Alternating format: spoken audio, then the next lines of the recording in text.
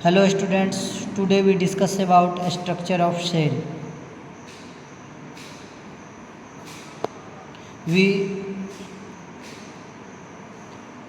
इस सेल के डायग्राम को आप देख करके बना लीजिए बिल्कुल ही सिंपल तरीके से। इस डायग्राम को इसमें दिया गया है, आप आसानी से इसको बना लीजिए और याद भी कर सकते हैं।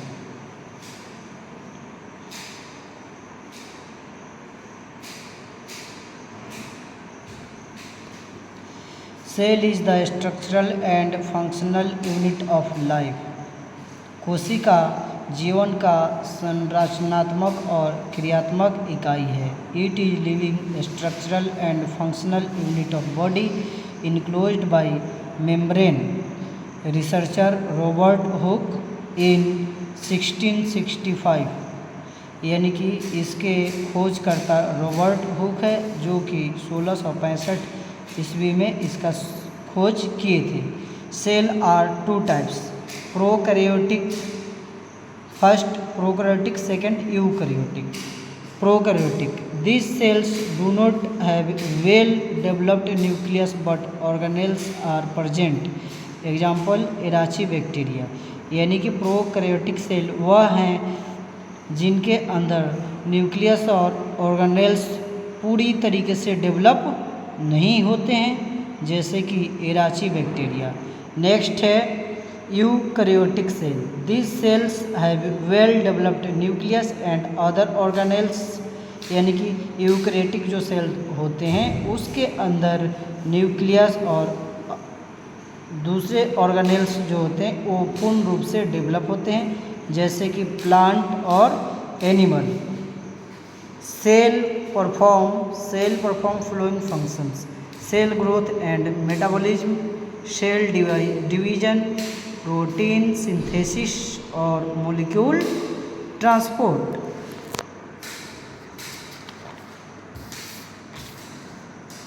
Function of cell components.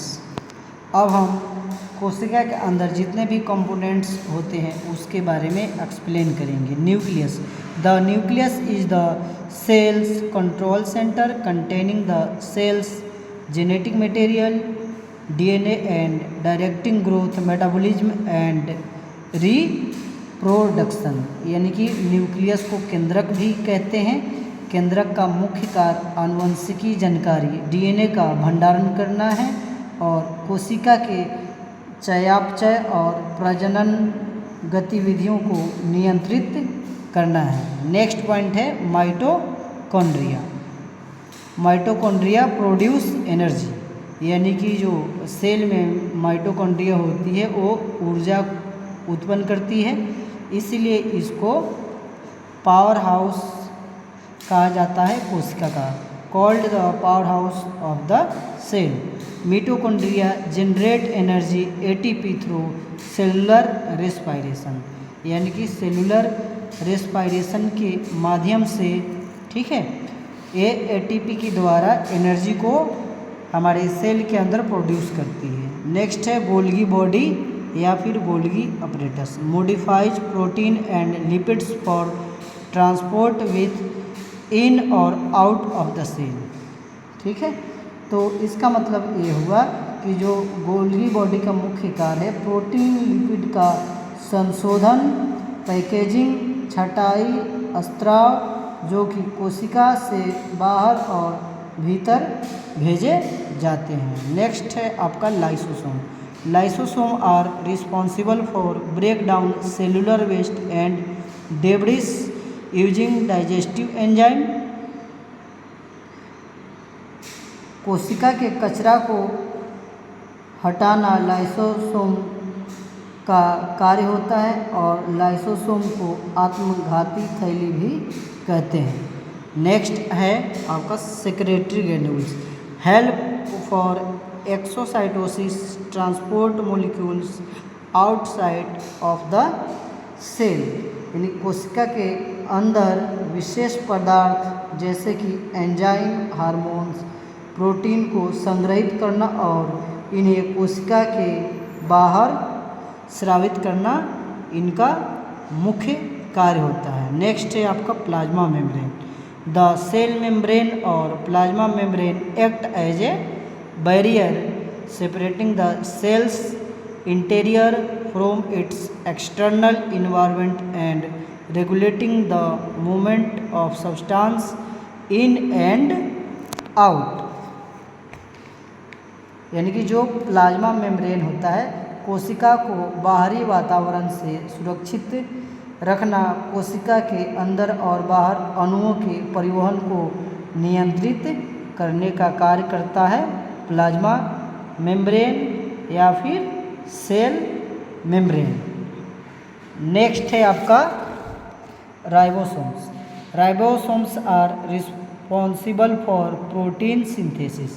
Ribosomes जो है हमारे कोशिका में प्रोटीन को सिंथेसिस करने का कार्य करता है। Also called factory of the protein, इसलिए इसको प्रोटीन का फैक्ट्री भी कहते हैं। नेक्स्ट है centrosome. Microtubule organising centre and crucial for cell division. जंतु कोशिकाओं में सूक्ष्म नलिकाओं और स्पिंडल तंतुओं का निर्माण करता है। कोशिका विभाजन के दौरान गुणसूत्रों का सही विभाजन सुनिश्चित सेंट्रोसोम करता है। नेक्स्ट है आपका microfilament. Cell movement, shape change and intracellular transport. Microfilament जो है कोशिका को यांत्रिक स्थिरता प्रदान करता है, कोशिका के आकार को बनाए रखता है। नेक्स्ट है आपका स्मूथ। नेक्स्ट है आपका rough endoplasmic reticulum. Protein synthesis and modification protein transport. जो रफ एंडोप्लाज्मिक रेटिकुलम होता है प्रोटीन का निर्माण भी करता है और सही आकार भी देता है। नेक्स्ट है आपका smooth endoplasmic reticulum. Lipids and steroid synthesis, carbohydrate metabolism and detoxification, calcium ion storage and release. जो स्मूथ एंडोप्लाज्मिक रेटिकुलम होता है, जो स्मूथ एंडोप्लाज्मिक रेटिकुलम होता है वो लिपिड और स्टेरॉइड्स को भी प्रोड्यूस करता है, सिंथेसिस करता है, कार्बोहाइड्रेट को मेटाबॉलिज्म भी करता है और जो भी विषाक्तता है शरीर के अंदर, ठीक है, वो उसको डिटॉक्सिफाई करने का कार्य करता है, विषाक्तता को कम करने का कार्य करता है। कैल्शियम आयन को स्टोर करके रखता है और ज़रूरत पड़ने पे उसको रिलीज भी करता है। नेक्स्ट है आपका microtubules. Play crucial role in cell structure and function including cell support, movement and division. यानी कि जो माइक्रोट्यूबुलस होता है, ठीक है, वो क्या करता है, सेल का जो स्ट्रक्चर होता है उसमें ये हेल्प करता है, ठीक है, और मूवमेंट और डिवीजन में भी ये काफ़ी हेल्प करता है। नेक्स्ट है nucleolus. Nucleolus is ribosome biogenesis which involve the production of ribosomal RNA and the assembly of ribosomal subunit। जो न्यूक्लियोलस होता है, ठीक है, वो जो राइबोसोम की बायोजेनेसिस होती है, ठीक है, उसके प्रोडक्शन में ये मदद करता है और आरएनए के प्रोडक्शन में भी ये मदद करता है। नेक्स्ट पॉइंट है इसका vacuole. Storage unit for various substance including water, iron, nutrient and waste product. Vacuole जो होता है वो क्या करता है, वाटर को स्टोर करके रखता है और जो हमारे अंदर आयंस हैं, सोडियम, पोटेशियम, कैल्शियम इत्यादि, उसको भी स्टोर करके रखता है, ठीक है, और न्यूट्रिएंट्स को भी स्टोर करके रखता है और ज़रूरत पड़ने में ये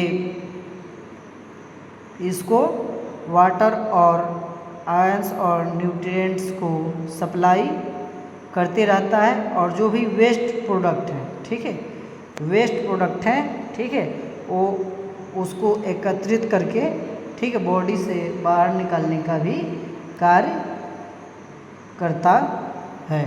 तो ये रहा सेल के बारे में।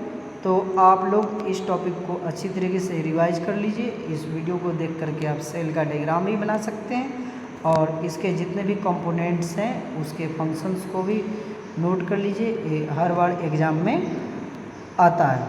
इसमें एक दो पॉइंट ऑब्जेक्टिव में बार बार पूछता है, जैसे कि power house of the cell, ठीक है, तो इसमें आप आंसर देंगे माइटोकॉन्ड्रिया, ठीक है। फैक्ट्री ऑफ द प्रोटीन, ठीक है, तो राइबोसोम्स को फैक्ट्री ऑफ द प्रोटीन भी बोलते हैं। ओके, थैंक यू स्टूडेंट्स, आज के लिए इतना ही। फिर नेक्स्ट टॉपिक हम नेक्स्ट बार एक्सप्लेन करेंगे।